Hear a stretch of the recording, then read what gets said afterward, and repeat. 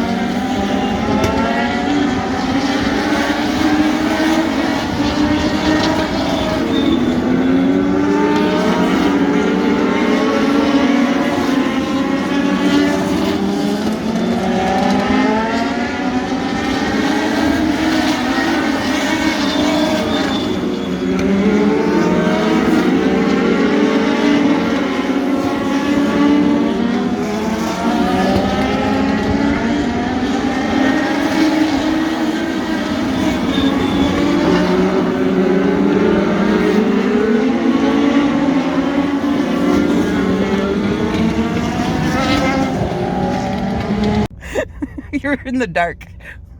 Where are we going? To see our favorite parts person, Dennis, at Oval Speed Unlimited. And why is that necessary? Well, let's recap opening night. unloaded, got everything set up, ready to go, got out for first round of practice, and the car was still breaking up. Wasn't too happy about that. So after practice, car was running okay. I keeping pace, nothing too bad. I said, all right. I had parts that I wanted to throw at it anyway, and then getting everything else going and stuff like that. Went out for round 2. Same thing, and then I was like, all right, we got to do something. Ready to pack it up for the day because I didn't want to do any damage or be in anybody's way or anything like that. So after the second round of practice, I was just looking around, losing 2 cylinders, coil 1 and 4. So I'm like, all right. I had the blue plate in my hand, thinking, all right, from all the rain we went through a couple weeks back, I'm like, all right. Really didn't want to do it at the racetrack. So I then started to check all the connectors and make sure like that. I had the car running, and I moved some wires, and the car died. I'm like, ooh,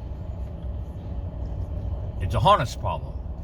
Now, when I built this car, I got a brand new harness, but I used an old wire harness for the coils. One that came with the car that I had gotten a bunch of bits and pieces and all that stuff. Everything looked fine. I double checked the crimps and all that stuff. So I was yanking and pulling and wiggling and doing all sorts of things to help it, try and get it to do it again. And I did. So I found a bad connection at the number 2-3 coil that had the piggyback power to 1 and 4 coil. So I was like, you mother effer. So luckily I bought the tools. I cut the terminal off, put clipped on another coil. Guess what? Car runs good now. Like, wasn't loose, wasn't anything, just a bad connection. Thankfully, that was solved. And now, mind you, he's doing all this while I'm running around like a chicken with my head cut off. Like, not 5 minutes into walking into the racetrack. I check us in at the handicapper shack, and then... You're gone. And then I'm gone, because then I was at the handicapper shack, then I was at the replay booth, then I was at the gift shop, then I was at the handicapper shack. Then I briefly went back to go get another monster, and then I was back in the replay booth. So poor Ed was all by himself this whole time. So I fixed that. So we go out for qualifying. He started 4th. We were supposed to be scheduled for 8 cars. 1 did not show up, so there were 7. I finished 6th, so I qualified for the feature, which I was very happy about. I was very happy about that too. But the handling went away on the car for some reason. Turns out that my steering arm bolts got loose, and one of the bolts fell out, and my steering arm got very loose, and the right front wheel was kind of flopping around. Not a good thing. Unfortunately, I found that out in the feature 3 laps in. 3 laps in, after a restart, and I went to turn into the corner, and the car said, not today. Locked up the wheels, tagged the wall, minor damage, nothing too crazy, but at least we know what the problem was. Focusing on the running problem, I forgot to check bolts and nuts and all that stuff, and we're now getting some spare parts. Sparks. Oh, I am getting sparks from something.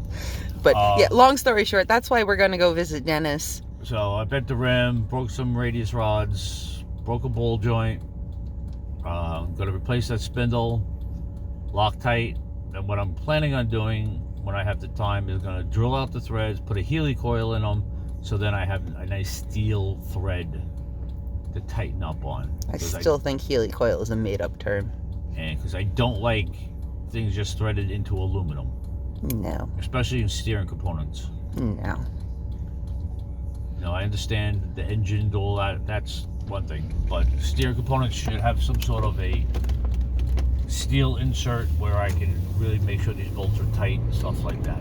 So that's what we're doing today. So out of our usual crew, we had Alex, who was back there being, the honorary crew member since Joseph wasn't able to make it because he had a work obligation come up.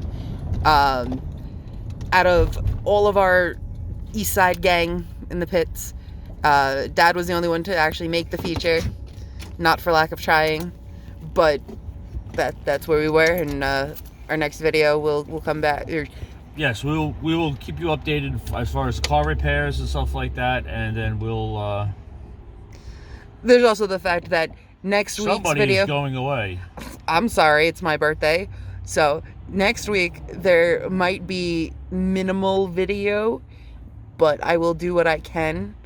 And if you happen to check out the replays on Flow Racing, I'm a little salty that the thumbnail happens to be Dad into the wall.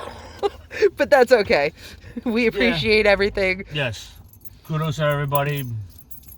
All I can say is that we will be out there this weekend. He will. I won't. I will be there, and we'll keep everybody posted. Peace out.